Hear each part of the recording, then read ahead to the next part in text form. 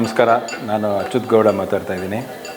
ಇವತ್ತು ನಮ್ಮ ಗ್ಯಾಲರಿಯಲ್ಲಿ ಸ್ವಲ್ಪ ಡಿಫ್ರೆಂಟ್ ಸ್ಪೆಷಲ್ ಇವೆಂಟ್ಸು ನಮ್ಮದು ಹಾಗೂ ತ್ರಯಿ ಶಿಲ್ಪ ಫೌಂಡೇಶನ್ ಹಾಗೂ gallery together we have done one wonderful event Yakshakavya ಅಂತ.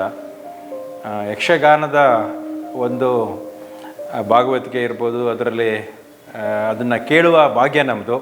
ನಾವು ಚಿಕ್ಕವರಿರ್ತಾ ಈ ಯಕ್ಷಗಾನಗಳನ್ನು ನೋಡೋದು, ಯಕ್ಷಗಾನಗಳನ್ನು ಕೇಳೋದು ಅಥವಾ ಅದ್ರ ಜೊತೆ ನಂಟಿತ್ತು. ಅದಾದಮೇಲೆ ಇಷ್ಟು ಹತ್ತಿರದಲ್ಲಿ ವೈಯಕ್ತಿಕವಾಗಿ ನಾನು ಭಾಳ ದಿನಗಳಾಗಿತ್ತೆ ಅನಿಸುತ್ತೆ ಈ ಯಕ್ಷಗಾನದ ಭಾಗವತಿಕೆಯನ್ನು ಎಂಜಾಯ್ ಮಾಡಿದ್ದು ಕೂಡ.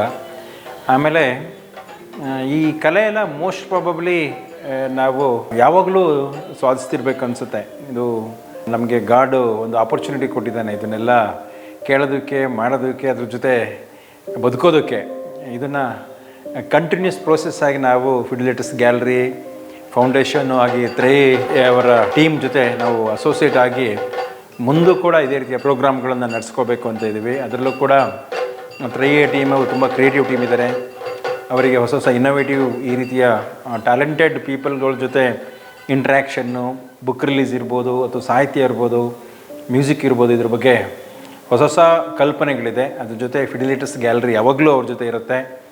ಗ್ಯಾಲರಿಯಲ್ಲಿ ಸಹಜವಾಗಿ ನಾವು ಮ್ಯೂಸಿಕ್ ಆಲ್ಬಮ್ ರಿಲೀಸ್ ಇರ್ಬೋದು, ಬುಕ್ಸ್ ರಿಲೀಸ್ ಇರ್ಬೋದು, ಆರ್ ಶೋಸ್ ಇರ್ಬೋದು, ಅಪ್ಕಮಿಂಗ್ ಆರ್ಟಿಸ್ಟ್ಗಳಿಗೆ ನಾವು ಇಲ್ಲಿ ಸ್ಪಾನ್ಸರ್ ಶೋಗಳು ಮಾಡಿರೋದಿರ್ಬೋದು.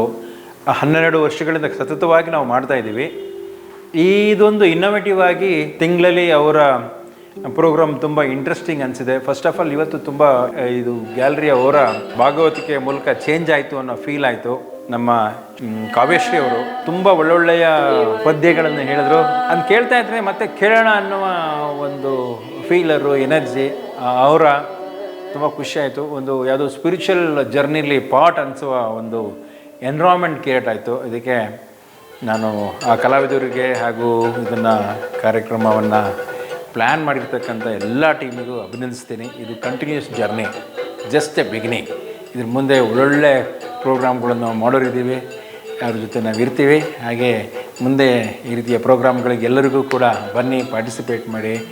ಈ ಕಲೆ ಮತ್ತು ಸಾಹಿತ್ಯ ಮತ್ತು ಇದಕ್ಕೆಲ್ಲರೂ ಕೂಡ ಅದ್ರ ಜೊತೆ ಮುಂದೆ ನಮ್ಮ ಜೀವನ ಸಾಗಿಸೋಣ ಅಂತ ಹೇಳ್ತಾ ನನ್ನ ಮಾತು ಮುಗಿಸ್ತಾ ಇದ್ದೀನಿ. Thank you so much.